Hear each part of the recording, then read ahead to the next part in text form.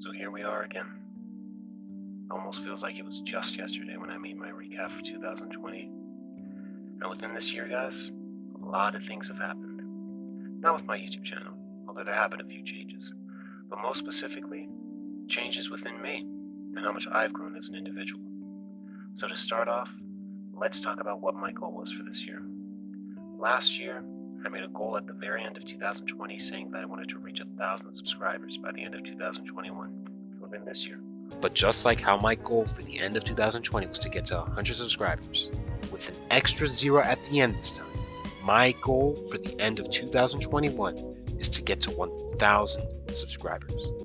And well, we failed. Horribly. I was literally at 303 subscribers at the beginning of this year, and now we're at 311. So I barely gained 8 subscribers, just 689 short of my goal. Nothing massive. But all jokes aside, guys, I'm honestly not discouraged from that. And to be completely honest, I feel like I deserved to not go on YouTube this year. Why, you ask? Well, I have 2 reasons. First of all, my consistency on YouTube has become terrible this year compared to last year. At the end of 2020, I made a total of 136 videos. And as of right now, my channel has a total of 218 videos, which includes this one. So that means I only made 82 videos for this year. Not even 100. That's almost equivalent to making 1 video every 4 days. And I feel like the reason why that became the case is because of how much my life has changed within this past year. Ever since I got a job during July of this year, it's completely taken away the amount of free time that I once had on my hands before. Even as of today, I work 3 days a week and work for almost 20 hours a week.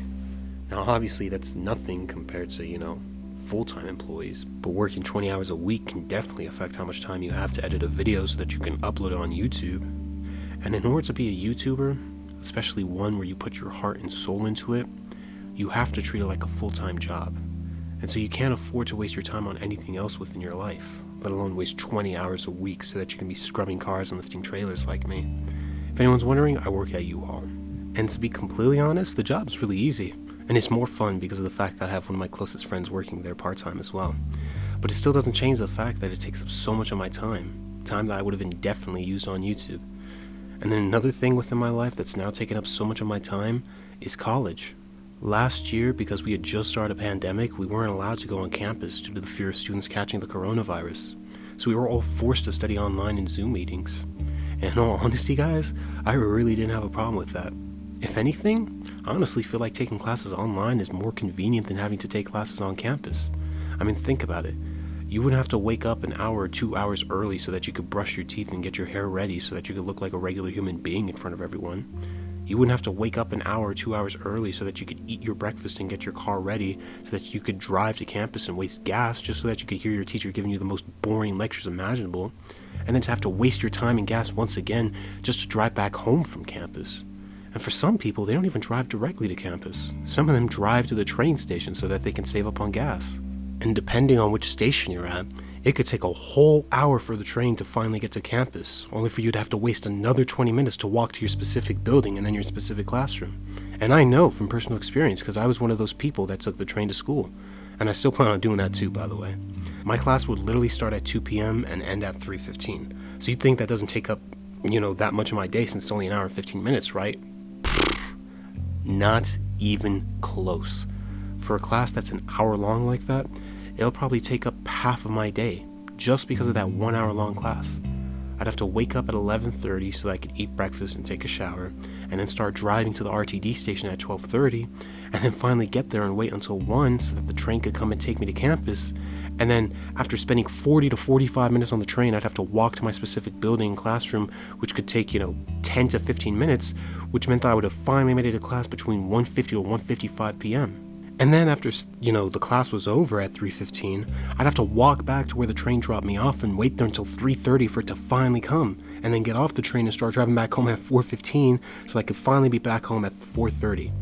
Completely exhausted, no energy to do anything else but, just to eat and watch some YouTube or play video games or something like that. And I would have to do this for 3 days a week, not on the days I had work though. But still, it becomes a very tiring thing when you do it for a whole semester. Now, some of you are wondering why I'm going in depth as to my personal life. It's because you have to understand, I have to let you guys know why, my consistencies become terrible, and, how much of my time is actually being taken up from these things that, are occupying my personal life. So just please understand. So I'd have to go through all of that just for a class that's an hour and 15 minutes long, okay? Now think of it like this, right? Why go through all of that when all you could literally do is just wake up, turn on your computer, turn off your computer, and then just relax? Sounds a lot easier than having to go to campus, right? Now some of you might be like, well then, why don't you just continue doing online classes then? There's nothing stopping you from doing that, which is kind of true. But you see, I have a little something called parents, and if I were to do that, they'd probably think that I'm just trying to be lazy and that I'm not taking my education seriously enough. And so they'd probably tell me that I'd have to start going to campus, in order to take my classes. So I wouldn't really have a choice. So this is the reason why my consistency's become so terrible within this past year. Most specifically once school started. Working 3 days a week and then another 3 days at school, I had only one day where I was completely off. And even with that off day, it no longer became my off day because I started to have a side hustle during November, which was Uber Eats. And I'd work that job on that one day that I had off. So I had 0 off days.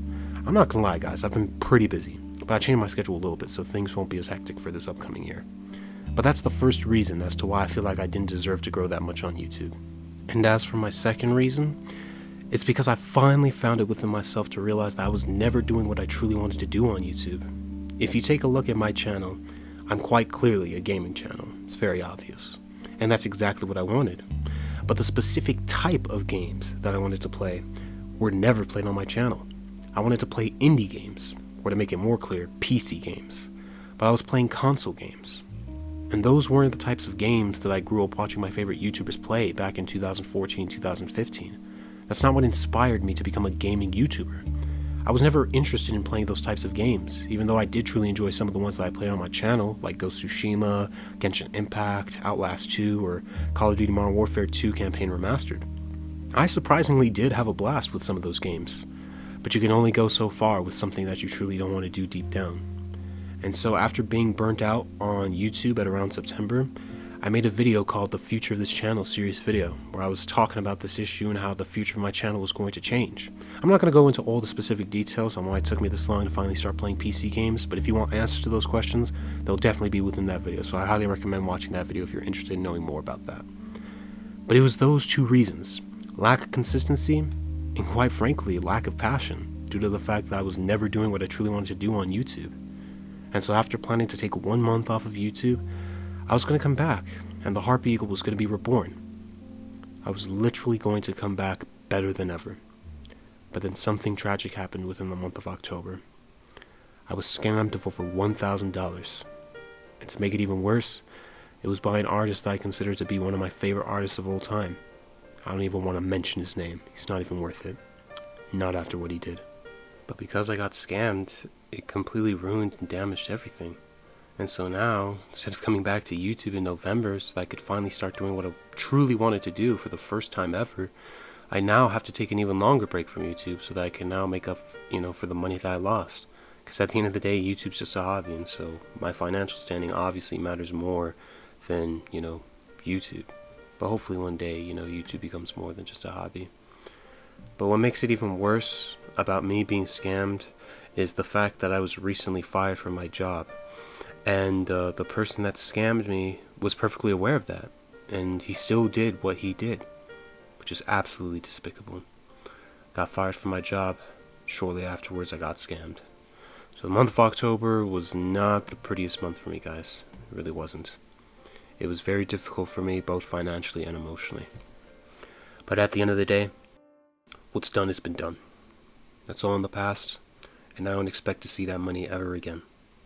So I'll just move on and not let this affect me. But now, I'm finally back, and I'm ready for 2022. And now, looking back at the year of 2021, guys, and seeing all the trials and tribulations that I've gone through, I feel as though that I was never meant to grow my channel this year. I was meant to grow myself. I've become so much more of a responsible human being. I've taken on so many responsibilities this year compared to last year. It was this year when I started to drive. It was this year when I went to my college campus for the first time and started to become a more social person, which is really difficult for me, by the way, since I'm actually asocial. I've also gotten a job once again ever since March of 2020, since I left Wendy's. That was my former job a year ago. And I've started to make payments for things that I own, such as my gas and insurance for my car. It's been pretty busy for me, guys, and I honestly don't know how I'm going to manage my new life with YouTube, but I'm not going to make any excuses for myself. And I know that I can still do it. So look out 2022, because very soon, the Harpy Eagle will achieve greatness.